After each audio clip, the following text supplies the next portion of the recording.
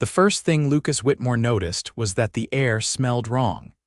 He had been aboard the Trinari vessel for less than an hour, sitting under a low ceiling of pale blue lights while his guide, a tall, beetle-shelled creature named Relin, motioned for him to follow deeper into the ship. The air had a subtle sweetness to it, like wilted fruit left out too long. It wasn't choking, not yet, but it was too thin. Lucas could already feel the difference in his lungs. "You will find quarters prepared," Relin said in its usual dry tone. "Your acclimation will begin shortly." Lucas didn't respond immediately. He was too focused on the subtle ache starting to form behind his eyes. He took a measured breath, then another. "How much oxygen is in here?" Lucas asked, eyes flicking toward the panels lining the corridor walls.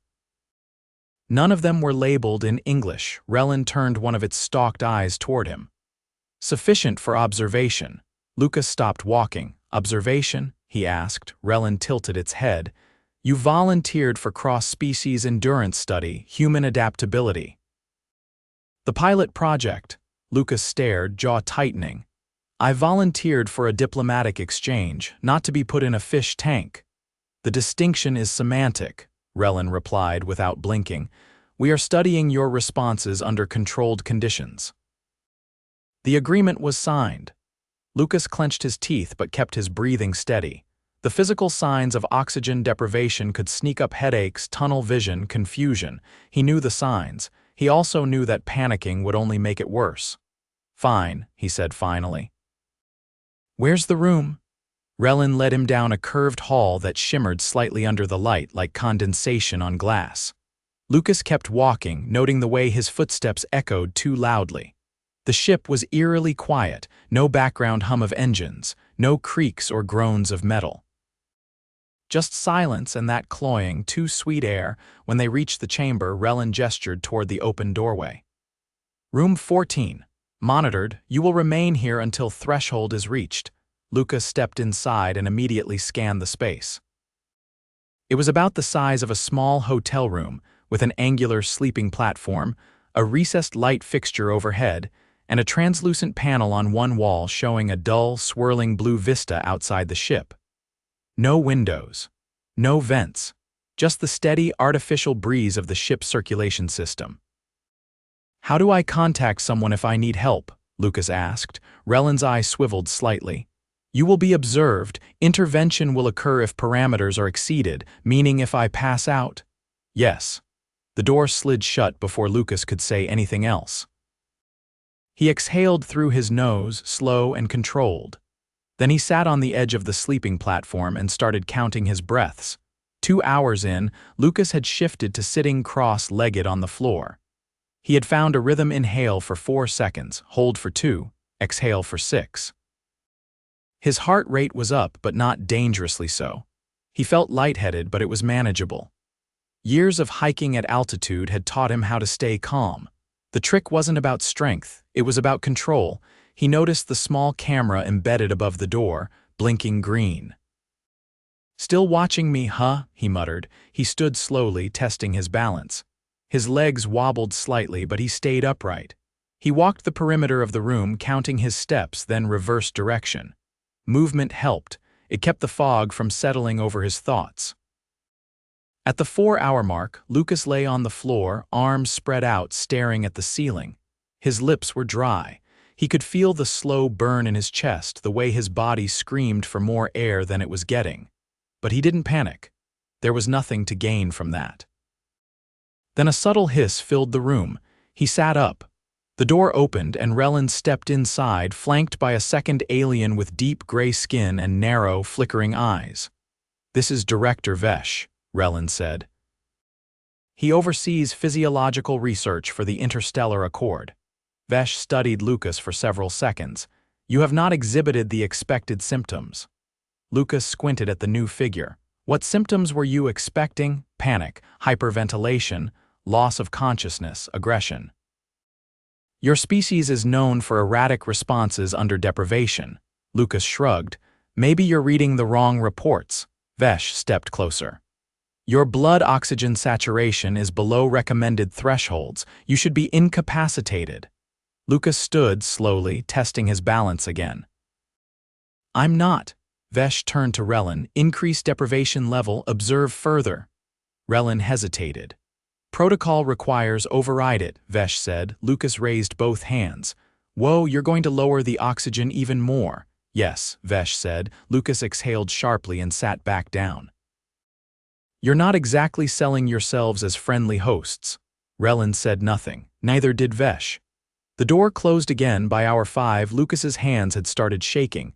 He spent most of the time lying on the floor, eyes closed, heart hammering. He'd stopped pacing. The effort cost too much. His thoughts were fuzzier now, like someone had turned down the volume on the world. But he was still awake, still aware. He forced himself to focus on simple things. His breathing, the cold surface beneath him, the faint hum of air circulation that had never stopped. Then a buzzer sounded. The door slid open again. This time it wasn't Relin or Vesh. A smaller alien entered, bright green and no taller than Lucas's chest, with a cluster of glowing devices strapped across its torso. It looked at him, then at the monitor, then back. You're still conscious, it said, tone almost curious. Lucas nodded weakly. Barely. Do you require medical intervention? Not yet. The alien tilted its head. Why not? Your tolerance has far exceeded projections. Lucas coughed. Because panicking doesn't help. It just burns more oxygen. The alien seemed to consider this.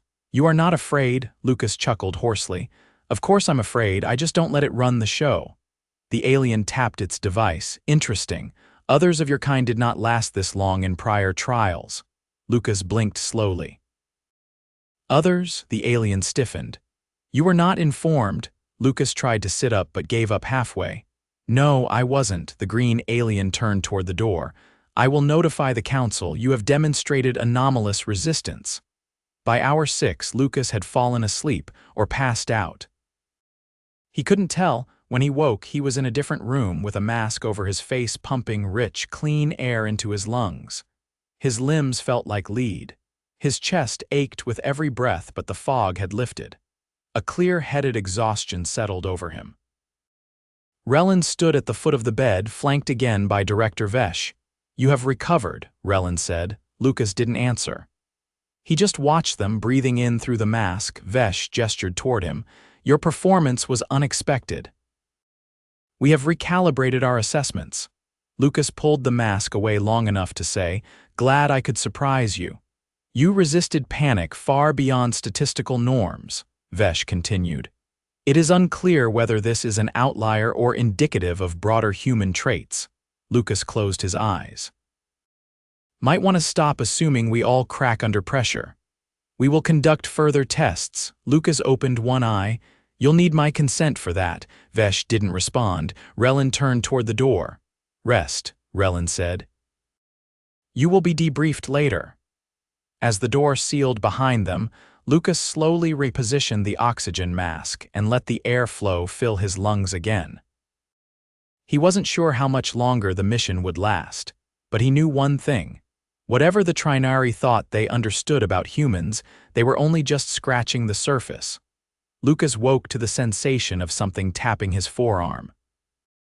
He flinched, eyes snapping open to find the green alien smaller than the others, with that same band of dimly glowing instruments around its torso standing beside the bed, one elongated finger poised mid-air. The room was darker now, lit by strips of soft white along the ceiling edges. He had no idea how long he'd been unconscious, but his throat was no longer dry and the dull pain behind his ribs had eased into a manageable ache. Vitals are stabilizing, the alien said without preamble. You metabolize stress hormones at a surprisingly slow rate. Lucas blinked away the haze. Did you just poke me awake to tell me that? The alien didn't answer, already adjusting something on its device. Lucas pushed himself upright slowly, every movement deliberate. You got a name. Designation is Tesh. Tesh, huh? All right. You're the one who looked confused when I didn't start screaming. That is correct. Lucas swung his legs over the side of the bed and paused, gauging whether the room would spin. It didn't. Do you guys usually test diplomatic guests like this, or am I just lucky? Tesh didn't look up. You were assigned a standard resilience evaluation.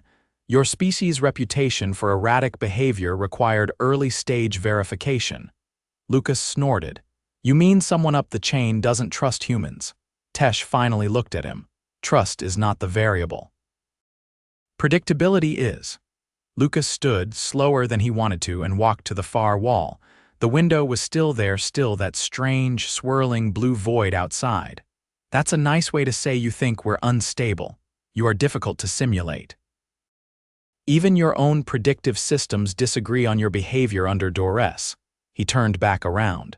So instead of asking, you just tried to break me. You remained within survival parameters. Lucas crossed his arms. You ever heard of the Geneva Conventions? Tesh blinked once. Explain. Lucas shook his head. Never mind. The door slid open without warning. Relin entered, carrying a small container made of something that looked halfway between metal and foam. Without a word, it placed the container on a shelf and turned to leave. Hold on, Lucas said. What's that? Nutrition, Relin replied. You have not ingested sustenance in over 30 standard hours. Lucas raised an eyebrow. You mean food? Yes, Tesh stepped forward. I advised a high-fat composite. Your energy reserves depleted rapidly during hypoxia. Lucas approached the container, opened it, and stared at the contents, an assortment of dull gray cubes, each the size of a sugar packet. He picked one up, sniffed it, then cautiously bit the corner.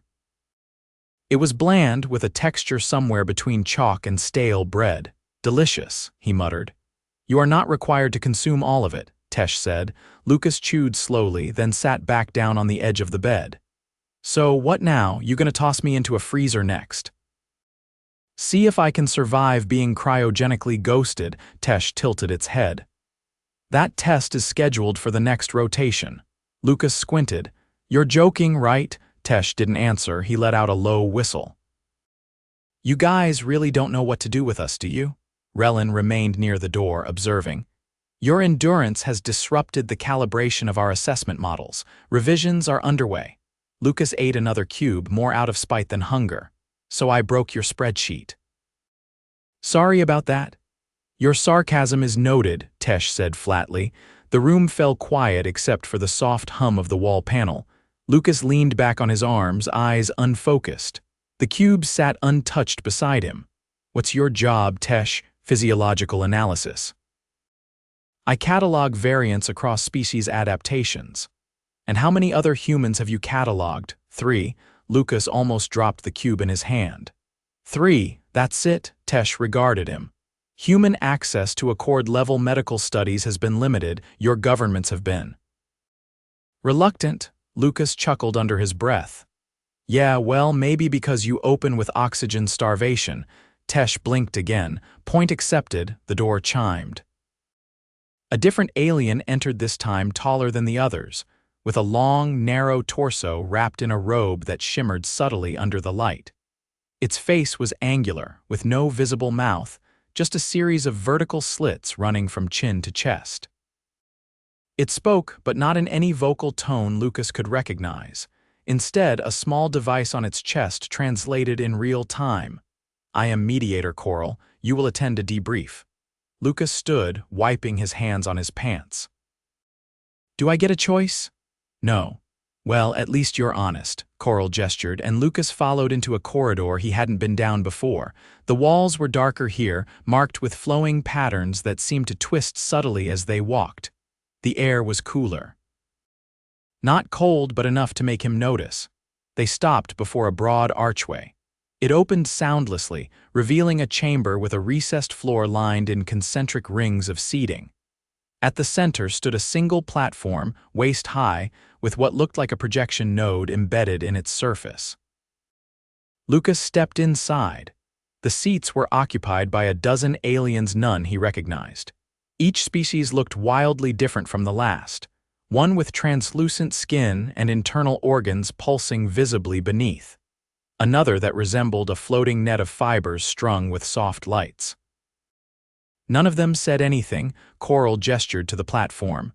Lucas climbed up and stood under the soft spotlight. A voice echoed from somewhere above. Human designation, Lucas Whitmore. You endured controlled hypoxia for 6 hours, 17 minutes. You remained conscious beyond model projections by over 3 standard deviations. Lucas shielded his eyes, trying to find the source of the voice. You want a medal or a lawsuit? Murmurs rippled through the gallery, translated into sounds he could understand through small speakers embedded behind each seat. Explain your method, the voice said. My method? Lucas frowned. I breathed, I didn't freak out. I stayed still. That is insufficient data. Lucas scratched the back of his neck. You're expecting some secret training regimen. I hiked, I ran. I've been stuck on a broken tram in Denver in January with no heat and a guy playing bagpipes for 40 minutes. You learn patience. Another murmur rolled across the room. You did not attempt escape, the voice continued. There wasn't a door handle, Lucas replied. You did not vocalize distress. You did not exhibit hostile behavior. No one told me it was a test. I figured if I acted irrational, you'd drug me or worse. There was a pause. Then Tesh entered the chamber and stepped onto the platform beside him. This human's behavior remained within tolerable variance throughout environmental deprivation, Tesh said. He adapted without external support. This contradicts all prior modeling.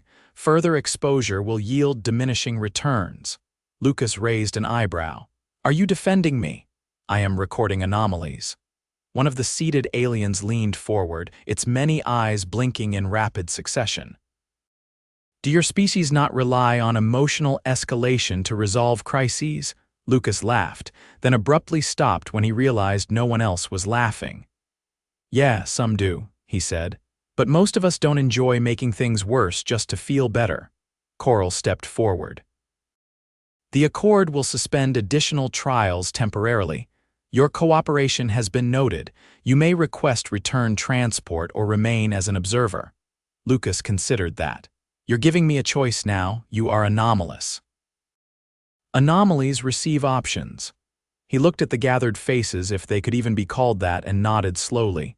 I'll stay, but I want access. Records, data, reports. I want to see how you're studying us. Tesh turned to him.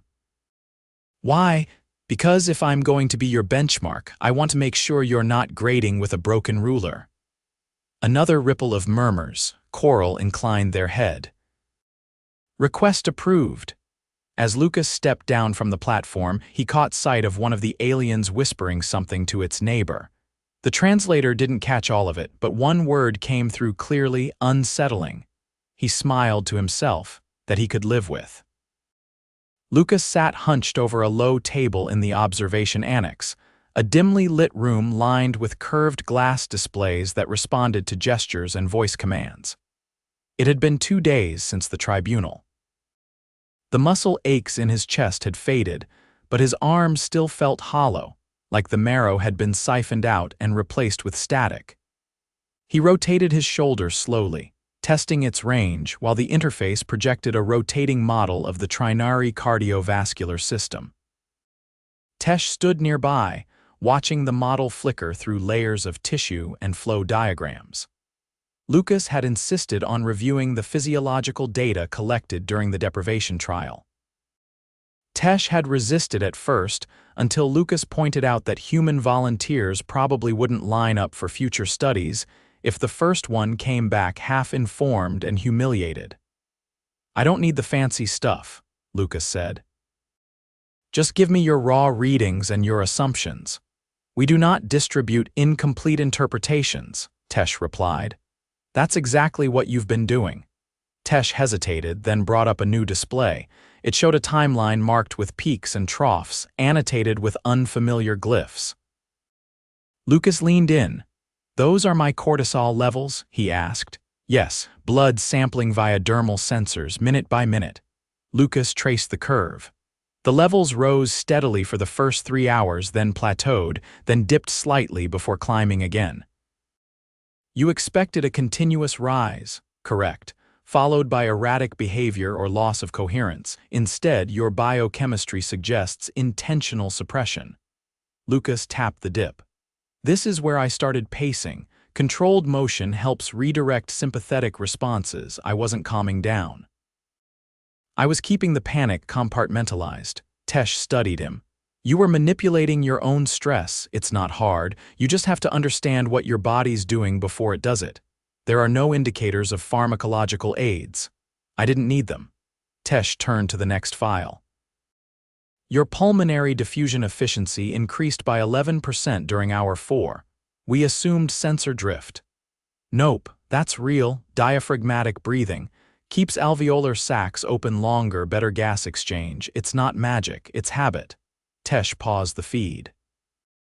Why are such techniques not universally documented in your species records? Lucas leaned back. Because most people don't learn them unless they have to, or unless they've nearly passed out on a rock ledge in the Rockies. You won't find this in a textbook. You'll find it in a guy who once hiked 12 miles with a broken toe and a bottle cap full of ibuprofen. Tesh seemed to process that for a moment.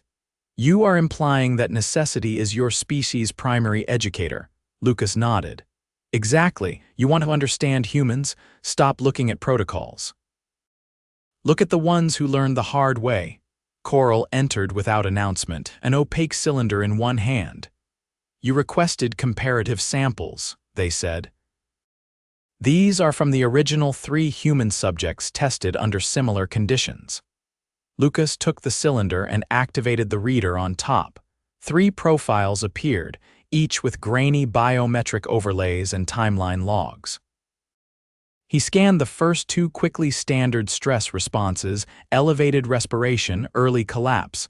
The third one caught his attention. This one made it 5 hours, Lucas said. That's close.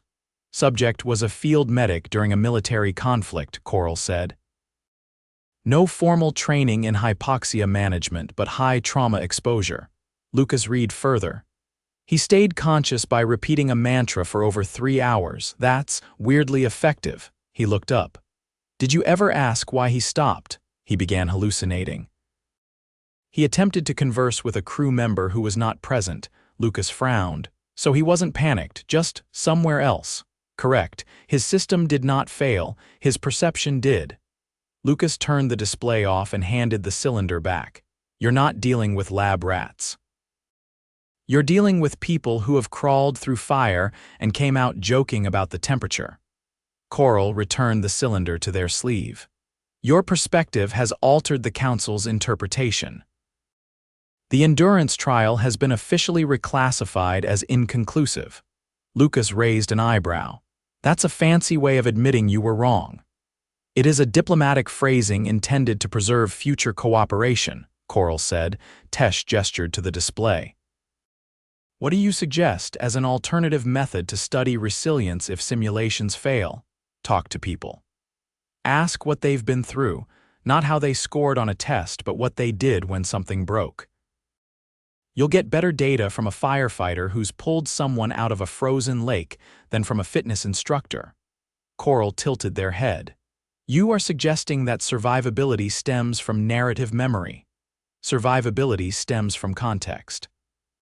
If you haven't lived through chaos, you don't know how you'll respond to it, but if you have, you carry that knowledge in your bones. Tesh looked at Lucas carefully. How many such events have you survived? Lucas didn't answer immediately. He stared at the blank display for a moment, then said, enough to recognize when a bad situation still has rules. Coral stepped closer. The Accord will update its human contact protocols. You will be cited as the basis for a revised model. I'd like to review that model before you publish anything, Lucas said.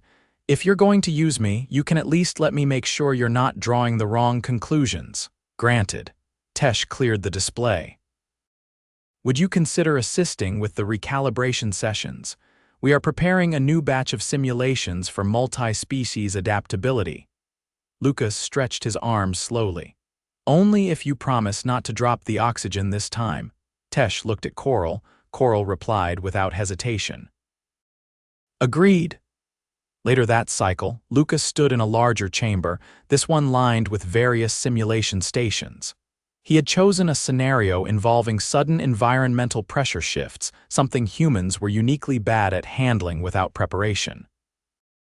A group of alien observers watched from an elevated gallery as Lucas demonstrated how to train respiratory rhythm under pressure spikes using a simple elastic band across the chest. "This is how you teach someone to breathe under stress," he said, voice steady. "It's not about willpower. It's about mechanics. Your diaphragm is a muscle. You train it, it works better. You ignore it, it gives out." An insectoid observer clicked its mandibles. "Your species appears to train for catastrophe by reenacting it." Lucas nodded. "That's how you learn where the thresholds are." Another observer, gelatinous and faintly glowing, pulsed erratically. "You practice failure to prevent it." "Exactly. We simulate collapse so we know how to stop it." Coral observed from the side, arms folded. "This approach is inefficient but remarkably persistent." Lucas smiled faintly. "Welcome to humanity." Over the next few days, Lucas helped design 3 more training modules, all based on real human survival tactics from cold exposure to sensory overload to confined space orientation. None of them were elegant, all of them worked.